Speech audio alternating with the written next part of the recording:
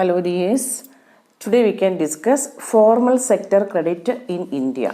Formal sector credit in India, and the previous session the variety of credit arrangements and the loans from cooperatives we already discussed. So formal sector credit we can discuss. And in this area you can see graph 1. Graph 1 related to sources of credit per rupees 1000 of rural households in India in 2012. In the graph you can see that the people depending different sources to arrange loans. There you can see that people depending money lenders 33%, people depending landlords 1%, other institutional agencies 5%, commercial bank 25%, cooperative society bank 25%, government 1%, then other non-institutional agencies 2%, relatives and friends 8%.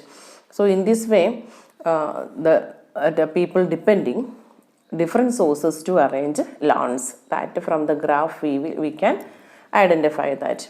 And the various type of loans can be conveniently grouped as formal sector loans and informal sector loans. So various types of loans, for the convenience we can group it as formal sector loans and informal sector loans. And among the former are loans from banks and cooperatives. So loans from banks and cooperatives we can call it as formal sector loans. At the same time, the informal lenders include money lenders, traders, employers, relatives and friends. They in which category? All are belonged in the informal sector. So this we can see in the graph 1, the different sources of the various sources of credit to rural households in India. And here is more credit coming from the formal sector or the informal sector. When you are going through the graph, you can see that. And so here formal sector loans means people depending banks and cooperatives. At the same time, informal sector loans means people depending money lenders, traders, employers, relatives and friends. So this area you have to underline. Then next, we have to compare this formal sector loans and the informal sector loans. So before that you know that the Reserve Bank of India that supervises the functioning of formal sector loans. So Reserve Bank of India supervises the functioning of formal sector loans, means the loans that are provided by the banks and cooperatives supervised by the Reserve Bank of India. So we have seen that the banks maintain a minimum cash balance out of the deposits they receive, that earlier we discussed. So the Reserve Bank of India monitors the banks in actually maintaining cash balance. So here what are the functions of the Reserve Bank of India we are discussing. First, it supervises the functioning of formal sector loans. At the same time, this Reserve Bank of India also seeing how that the banks maintaining a minimum cash balance. Then next, the Reserve Bank of India sees that the banks give loans not just to profit making business and traders but also to small cultivators, small scale industries, to small borrowers, etc. So this also our Reserve Bank of India supervises the banks give loans not just to profit making business but the traders, the small scale industries, cultivators including small borrowers. And more than that, periodically, banks have to submit information to the RBI on how much they are lending, to whom, and at what interest rate, etc. So, this information periodically banks have to submit to the Reserve Bank of India. So, here the functions of Reserve Bank of India we discussed. At the same time, we know that the formal sector of loans or formal sources of loans supervises by the Reserve Bank of India. And when we go through these informal sources, you can see that there is no such organization supervises the loan activities of the lenders in the informal sector. They can lend at whatever interest rate they choose. There is no one to stop them from using unfair means to get their money back. So compared to the formal lenders, most of the informal lenders charge a much high rate on loans, and so the cost to the borrower of informal loan is very higher because they have to pay a high rate of interest in the informal loans. Earlier we discussed that who provide informal loans, these money lenders, traders, employers, relatives, etc. So higher cost of borrowing means a large part of the earnings of the borrowers is used to repay the loan. Borrowers has less income left for themselves. So in certain cases, the high rate of interest borrowing can mean that the amount to be repaid is greater than the income of the borrower. So the amount the borrower repay, that is greater than the income of the borrower. So this could leading to increasing debt and also debt trap. And in the case of debt trap earlier we discussed. And also people who might wish to start an enterprise by borrowing may not do so because of the high cost of borrowing. So what we discussed now, the formal sector and informal sector. In the formal sector, we can see that the rate of interest charged is lower than that of the informal sector. And in formal sector, we can see Reserve Bank of India supervises the function of giving loans. And formal sector loans, earlier we discussed that collateral is required. Rich urban households depend largely on formal sources of credit because they have collateral. And examples of formal sector loans, banks and cooperatives, you know that. At the same time, the informal sector high rates on loan is charged, and there is no organization to supervise the functioning of informal sector loans. Poor households largely depending the informal sources because they have no collateral to submit.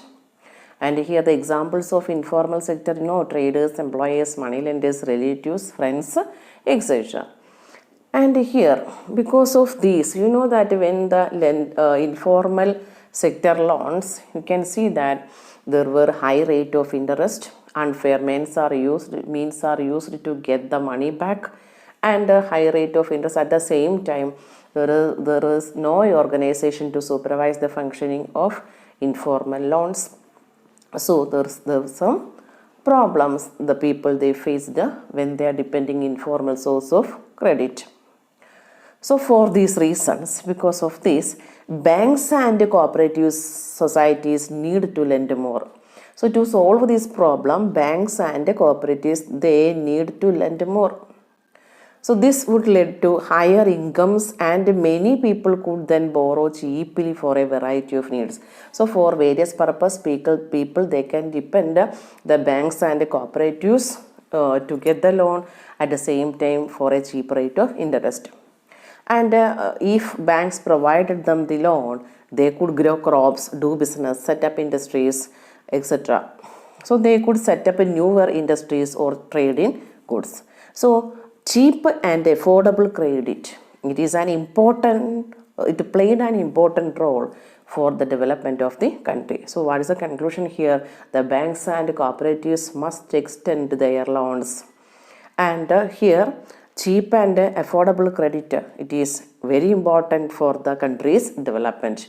Then only people, they could start a new business, they could grow crops, or they can set up industries, and their development, that means the country's development. So here we can conclude this particular area. Here today we can discuss another new topic, formal and informal credit. Who gets what? That means who depending informal sector more, who depending formal sector more, that we have to discuss here. So just to go through the graph 2. When you go through the graph 2, you will get the importance of formal and informal sources of credit for people in urban areas. The people are divided into 4 groups here, from poor to rich. So you can see in the figure that people, they are divided into 4 groups. And when you go through the graph, you can see that 85% of the loans taken by poor households in the urban areas from which sector? Informal sources. At the same time, only 15% of poor households depending the formal sector. So compare this with the rich urban households. We can see that only 10% of their loans are from informal sources. So when you go through that rich households, you can see that only 10% of their loans are from informal loans. That means 90% are from formal sources. The rich households, 90% of the rich households, they depend formal sources to get the loan. A similar pattern is also found in rural areas. Rich households are availing cheap credit from formal lenders, whereas the poor households have to pay a large amount for borrowing. So what does all this suggest? From this, what you learn? First, the formal sector still meets only about half of the total credit needs of the rural people. The remaining credit needs are met from informal sources. So that means most of the rural poor people, they depending informal sources to get the credit or to get the loan. From this, that we learned. Most loans from informal lenders carry a very high rate of interest and do little to increase the income of the borrowers. So when these poor people, so households with a few assets, there also you can see that 53% of them, they depending informal sources. At the same time, only 47%. And when you go through the well-off households in the graph, 72% of the well-off households means rich people, they depending formal. At the same time, there is only 28% only depending informal sector. So here, when you go through the graph, you can see that most of the poor people, rural poor people, they depending informal sources to get the credit. At the same time, the rich households, 90% of the rich households depending formal sources to get the credit. So from this, what you understand now, most loans from informal lenders carry a very high interest rate and do little to increase the income of the borrowers. So, it is necessary that banks and cooperatives increase their lending, especially in rural areas, so that the dependence on informal sources of credit reduces. So, what is necessary here? Banks and cooperatives, they must extend their loan, especially in rural areas, and in that way, the dependence of informal sources of credit reduces. The another thing, while formal sector loans need to expand, it is also necessary that everyone receive loans. It is also necessary that all people, there is also want to provide the facilities to get loans to all people. At present, it is the richer households who receive formal credit, whereas the poor have to depend on the informal sources. So it is important that the formal credit is distributed more equally so that the poor can benefit from the cheaper loans. So what is the conclusion here? When the banks and cooperatives, they extend their loan activities especially in rural area, most of the poor households, they can also enjoy the cheaper credit.